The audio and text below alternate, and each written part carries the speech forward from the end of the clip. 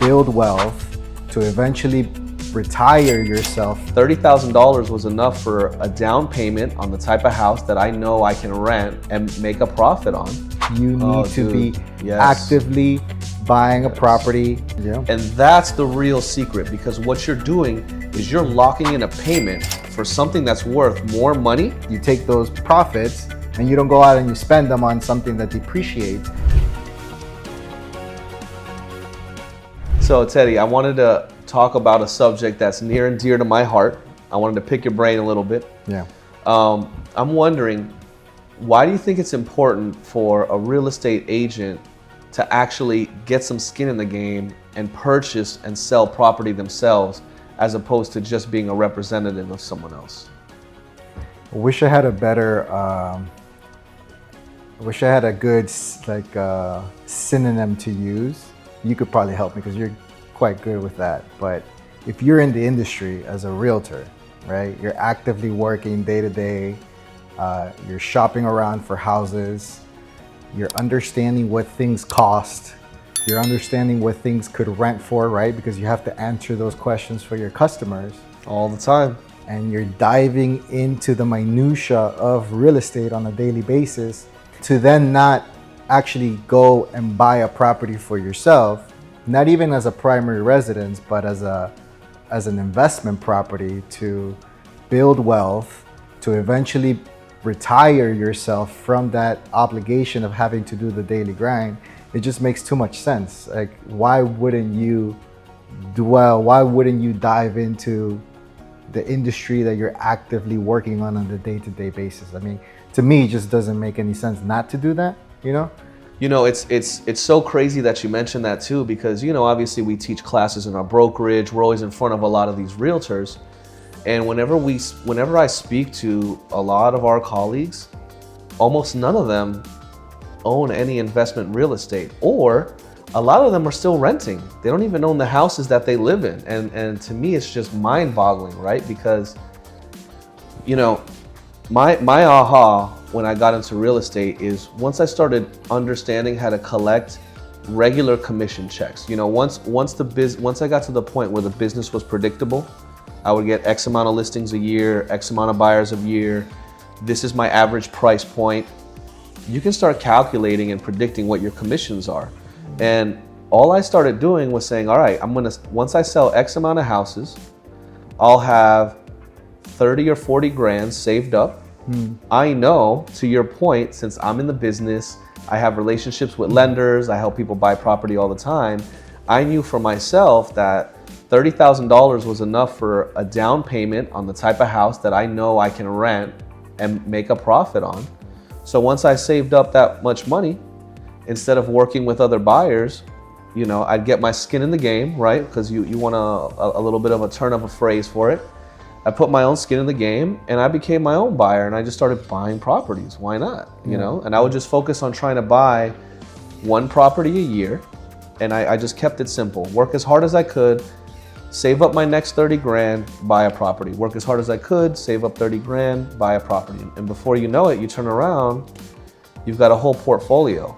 And I think that is one of the nice opportunities that the market center where we work at creates, right? Whether it's a class that we're doing or a class that somebody else is doing, these are opportunities to speak to those agents that don't own a property or that are renting, and kind of hopefully drive that aha into them and make them see that, hey, you know, this should be part of your retirement plan. Like, you need to be actively buying a property, if not every year, maybe every 2 years.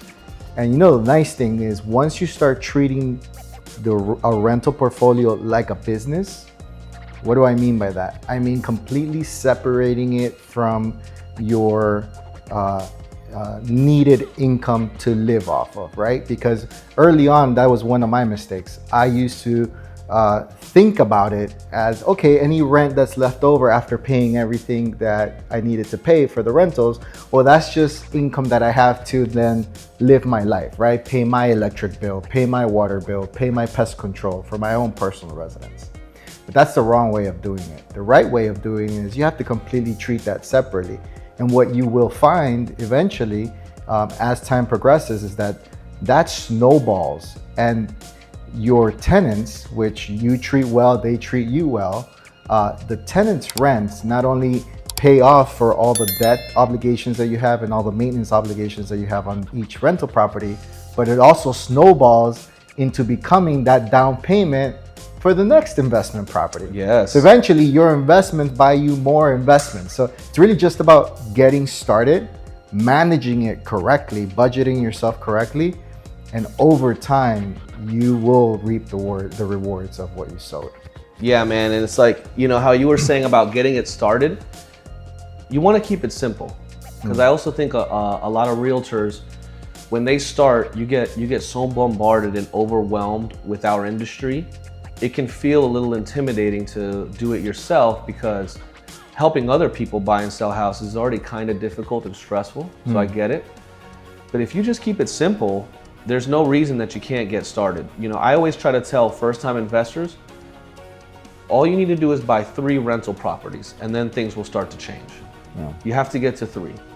Because on the first one, you know, it'll pay for itself and kind of help with your mortgage or put some money in your bank, or like you said, you know, you have a little bit of side income.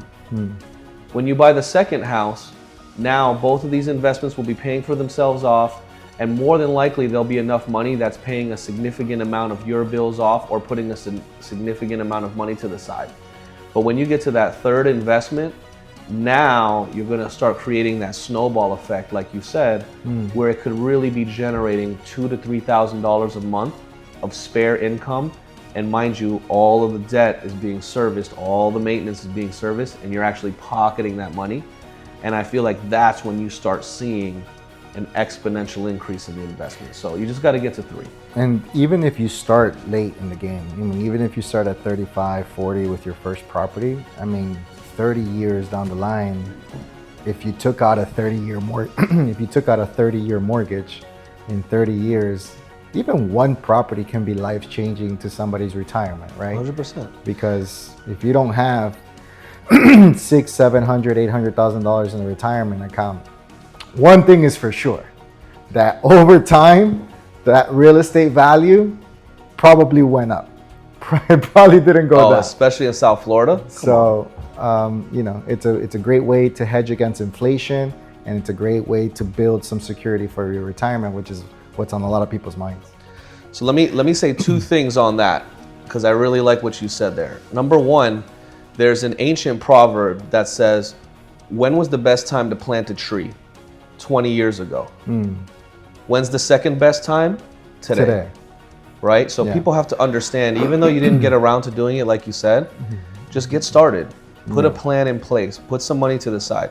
You don't need to buy a whole house cash. You just need the 3.5% down in closing costs. That's it. And then the second point that you brought up that I thought was excellent was the hedge against inflation. You know, people always say that. I always see it on TikTok, on Instagram. Oh, buy real estate, hedge against inflation. But no one ever explains what that really means. What a lot of people think it means is, since your house is going up in value, even though everything else is getting more expensive, your house is still going up, and that's the hedge. That's not the hedge. The real hedge is you have secured a mortgage that is fixed for 30 years, let's say for $2,000 today, when you planted your tree today. And in 30 years, when everything is 2, 3, 4 times more expensive, guess what hasn't gone up? That $2,000 a month bill. And that's the real secret, because what you're doing is you're locking in a payment for something that's worth more money, but guess what? It costs you the same. It just stays right here that whole time.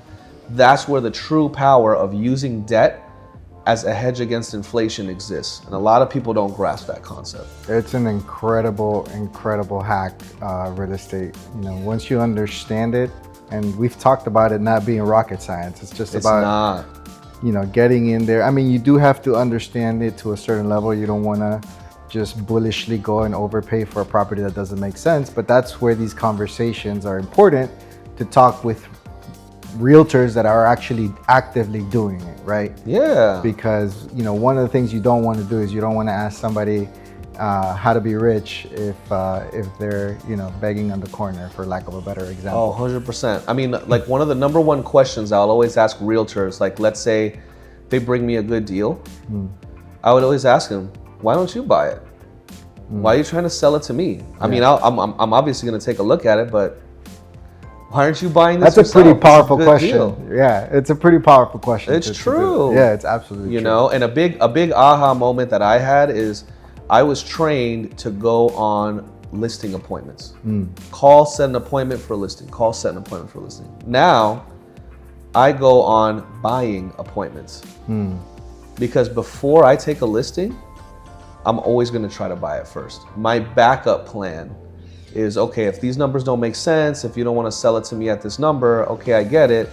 Let's see what the open market thinks about this. That's actually how we got our first ever flipping transaction. So we used to send out postcards offering to buy a house cash, right? That was our pitch. Typical, hey, we'll cover all the closing costs. We'll buy the house cash. It'll be a very easy transaction. By the way, the house doesn't need to be repaired at all. We'll take it as is, where is, right? That's very attractive to some sellers, particularly if the property is in distress and it's destroyed. Nobody wants to showcase that type of house. It's likely not to be able to be financeable. So you're gonna have, you're gonna have to deal with a cash buyer anyway. Yeah. Right. So, anyways, make a long story short, got the call. The property that I went on to go buy, sat down with the lady that became a friend after, and we couldn't come to terms on the number that I offered, right? Because in order to make a flipping project work, it's all about the numbers, as you know. Always make your money on the buy. Right. So our numbers didn't work. They didn't connect there. But I said, hey, I can't buy it cash, but by the way, I'm a real estate agent. Why don't we put this property on the market, list it, retail, and try to get the most amount possible. We'll fix things up here and there, and we'll do the whole process. And we did. But what that ultimately led to was her thinking, well, this one didn't work, but what about this one? So she presented another opportunity, which was a smaller condo. It was a $70,000 condo that we ended up acquiring, and bought it cash. And we ultimately ended up selling it almost 90 days exactly later for $160,000. Nice. After putting maybe, I would say we probably put a good $30,000 into it. It was a small 2-bedroom, 2-bathroom condo, but that was our introduction to that industry. And it reinforced what I already knew, which is that it's a very powerful industry to get into for purposes of creating wealth quicker, really, because then you take those commissions, you take those profits, and you don't go out and you spend them on something that depreciates. You take it and you then buy income, right? Correct. That's what you do. You make income to buy it. Yep, 100%, 100%. So anyways, I think that's a great, it's a great tool that people need to utilize, and I'm very glad that we're doing it. And yeah, man, the sky's the limit. Yeah, it's just, what realtors out there just really need to understand. You're at the front lines. Yeah. You're out there talking to sellers before anything hits the market. You're in a position where you don't have competition. Why not take advantage of your position every single time? I'm at a point now where I've gone to listing appointments, to your point, where I just go in thinking to buy. And if the buy doesn't work out, and if I feel like the listing's a little bit too much work, believe it or not, man, there's listings that I just pass on now. Because I'm like, all right, I didn't get a chance to buy this one. I'm not too interested in investing the money to market and take the listing. I'll just move on to the next property. Yeah. Because now that we've figured out how to find these properties with these type of discounts, why wouldn't I focus my energy on something that's going to make us $50,000 to $60,000 a pop, as opposed to marketing and, even on the best listing, 25 grand. Yeah. Yeah. So it's funny that you said that that's the 3 property kind of goal. I think that's a great goal to have. Long term for somebody. It's not only a great one, but it's a very realistic one. Yeah. Right? It's not hard. I mean, I don't want to say it's not hard to do, right? Because everyone's in different levels in life. So I understand that. But it's an achievable goal. It's an achievable goal, especially in our industry where in real estate, there's no ceiling to the level of income that you can make. You get out of real estate directly what you put in, you get out. And when we say $30,000, what is that? An extra 3 listings a year? You know, I think there's a lot of realtors out there where if they were just being honest with themselves, if you made a few extra phone calls, you went on a few extra appointments, you could get 3 more listings a year. I mean, it's not an insurmountable task, and that's all you really need to get started. And not only limiting it to realtors, but say it's a normal couple that married couple that they both have jobs. I understand times are tough, things are expensive, completely get that.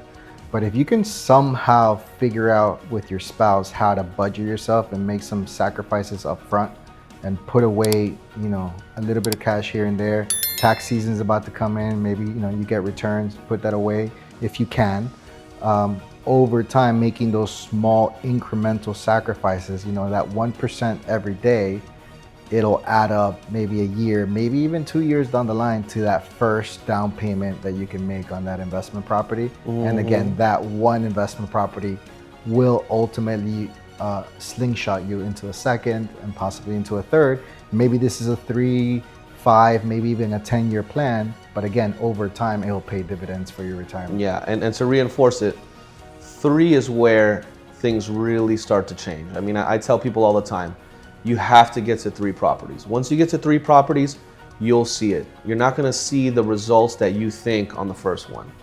There's just not enough profit there to be had. Even if you hit a home run, you need at least 2 solid home runs for things to change. So I always tell people, if you can get 3, your life will change by the 3rd one. Guaranteed, it will change. Yeah.